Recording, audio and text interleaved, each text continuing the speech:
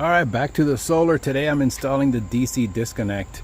So from the rails up there, once the panels are in, it'll come around the corner over this way to a junction box up there, or maybe the junction box will be underneath that side of the soffit there. Come over and go straight down into this. So I've made both holes. I had to buy a carbide bit for that, so that goes across the LB. Now that I've pre-drilled the holes there, I made a mistake and I made a hole there, so I'm going to fill that in with the same caulking and then paint it, and it should disappear. The disconnect for the future AC unit is already installed there, and the wiring is all put together, and that's actually paint, not tape, because I sealed the top part. Only sealed the top and maybe a little bit of the sides, but never the bottom, so you can let some humidity and moisture that might get in there run out. So back over here to this side where the pool pump is, I switched out the pool pump to the variable speed Hayward, running real quiet right now, only 181 watts at the moment. So here, code requires that it be metal, so it's plastic from the DC disconnect going down in here, but then a metal LB, metal chase nipples, and those will go in there. But first I have to put some seals, and then a screw will go in through the top and through the bottom, so no protrusions will actually be inside the box. So that's actually a good thing. And then when the tubes come in from the top, they'll be 3/4 inch, and they'll come right into here, putting 4 PV lines into here and 1 ground. And then when the other side of the DC disconnect, they'll go down 1/2 inch into these pulls and then inside. Let me show you what it looks like inside. All right, here we are on the inside, and that's what it looks like. When I push in a little bit, there'll be a little bit more protruded through the wall, and then it goes perfectly into the back of this 4x4 2.125 inch regular box. They'll go in here, they'll be tightened up with the nuts, and then both wires that go in there can come out of this box on a 3/4 out and into the raceway right here. So that's the project for the next half an hour. Okay, so it wasn't half an hour, it was an entire day. Got it on there, did the seal over the top, let that rest for 24 hours, and then I touched it up, painted these bottom ones. So inside here, there's 4 PV wires coming out of the bottom of the DC disconnect, going down these 1/2 inch around the corner and into the shed. And these will be closed. And this one, same. This one is the 2 PVs and 1 ground. The ground is connected to a bus bar in here. From here, it'll be connected along the top to one of the bond boxes on top where the solar panels will be.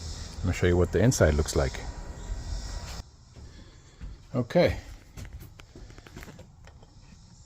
They come out through there, 2 here, into this 3/4, 2 here plus the ground into this 3/4. Everything goes through.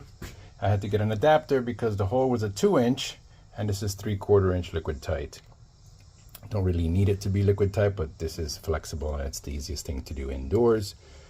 So I just put in this box here in the wall. This will be closed, and I'll have a little access panel there, and then we'll do the drywall nice around there so that this just comes out of the wall when this is finished. I'll probably do this with wood instead of drywall, at least this section here.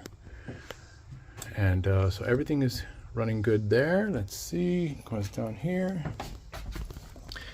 comes out here. 4 PVs go up into the top as well as the ground. The ground is a number 10, THHN2, and then and the 4 PVs, and they're going right into the top part here, into the PV inputs, which are like lever locks. They're kind of like those Waco connectors on the new version of the 6000 XP. I tested everything out, turned on the load, the battery breaker, the on. Didn't have to do this because I don't have any PV lines going in. Turned on the breaker of the battery and turned on the switch, and everything worked. I flipped a couple of breakers. I was able to turn on the lights inside the shed. I was able to test that the connections were correct on the wiring on all of the outlets. It's coming together. Now, if I can only get a buddy to help me put these panels up on the roof and wire everything through. I also need to buy myself a 3/4 inch conduit bender so I can get that one done, because this one will be on the west side of the roof and this side will be on the east facing side of the roof underneath the panels. So all the wiring will go in there through glands on this side right there. So 2 PV wires going in there. This already bonds to the chassis itself, to the railing, so that no worries about grounding there. But then the ground line from there, well, actually they're already grounded.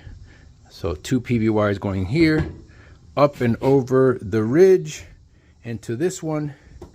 Straight home run, no cuts or anything like that to add any resistance to it.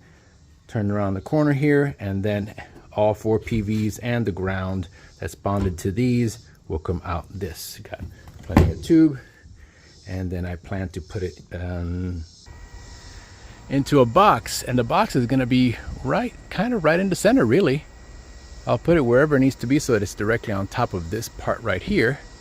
And so it'll be liquid tight 1 inch going into the box, and then 2 3/4 inch maybe schedule 40 PVC going down, or schedule 80, whatever it needs to be. 2 3/4 going down into the top of this, and once they terminate into the top of the breaker that's inside here, then everything should work.